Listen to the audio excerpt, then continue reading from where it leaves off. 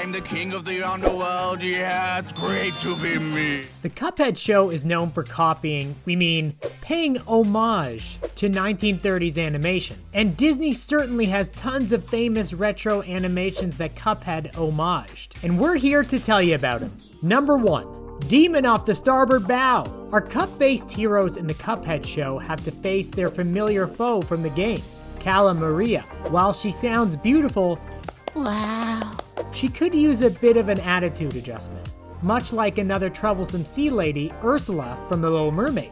In a very similar shot, our heroes face both characters who tower over them while at sea. We don't know who'd be worse to face. We gotta get out of here, Bridie! Let's go! Number 2. Stop bugging out, man. In the Cuphead Show, Mugman has a big scare when he mistakes some well-placed fireflies for scary monster eyes. But he's not the only lovable animated character in history to be spooked in a scary forest by something non-threatening. Whoa! That was an owl! The scene and shot is nearly identical to the scene from Disney's 1937 animated film Snow White and the Seven Dwarfs, where she has a nearly identical scare, though this time the eyes are real, but they belong to an equally harmless owl. Without passing judgment, we think we'd be pretty scared too. Number 3. From Disney to a big meme to the Cuphead Show.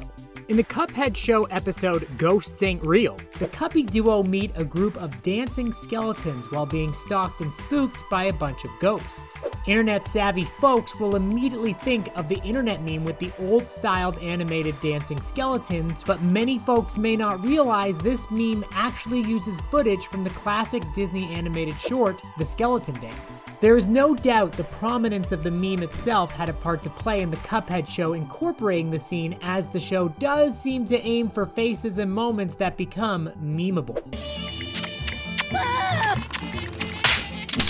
Number 4. And you thought your friends were skinny. In episode 5 of the first season of the Cuphead Show, King Dice's musicians include a group of card-based characters churning out some hits. For fans of Disney's classic Alice in Wonderland, these cards will look very familiar.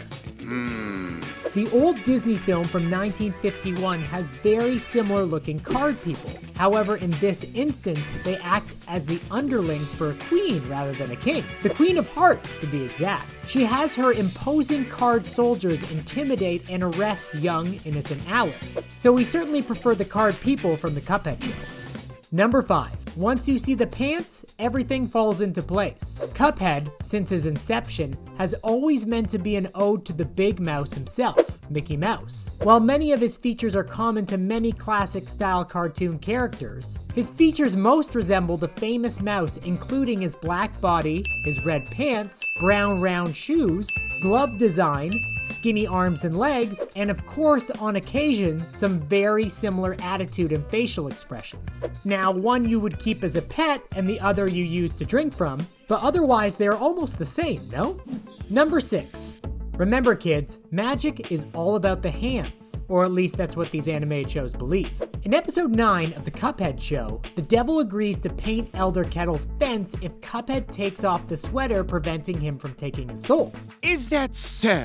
The devil does nothing without a little flair, of course, and shows the boys how a magical being gets the job done. His technique here is key for noticing this next Disney imitation, as Mickey Mouse from the Sorcerer's Apprentice controlled some broomsticks with the exact same open hand rising techniques and form the devil uses. The paintbrushes the devil uses even look similar to the brooms from that classic Disney animation. Never thought there was this much overlap between paintbrushes and brooms, but here we are. That is how you paint a fence! Number 7. Ghosts just gotta haunt, don't they? Well, I know what we're doing tonight.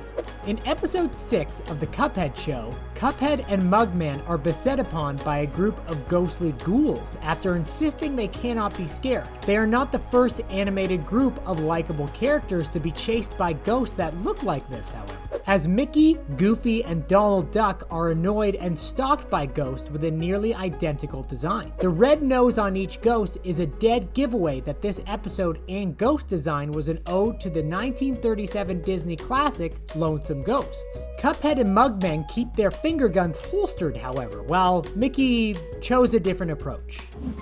Number 8. Some folks are Mickey Mouse people, and some folks are Oswald the Rabbit enjoyers. While Cuphead is meant to resemble the more famous Mickey Mouse, Mugman, by contrast, is meant to resemble another Disney character with a long history, Oswald the Rabbit.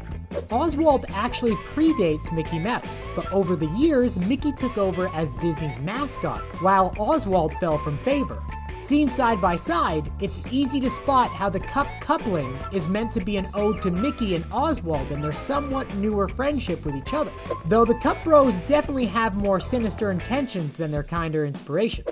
It dies! Number 9. Card people, Cupheads, and now Saxofolks. The Cuphead Show features some saxophone-based folks who unfortunately suffer through Cuphead's antics in the opening of the show. But sax people have a long history in animation, dating back all the way to Disney's silly Symphonies cartoon over 80 years ago in an animation called Musicland, where two lovers from different worlds attempt to make it work despite their parents' war. Now, though sax people were more prone to violence, hopefully Cuphead didn't invoke this history of wrath after his and Mugman's stunt. Number 10. All things considered, there's not that much to laugh about.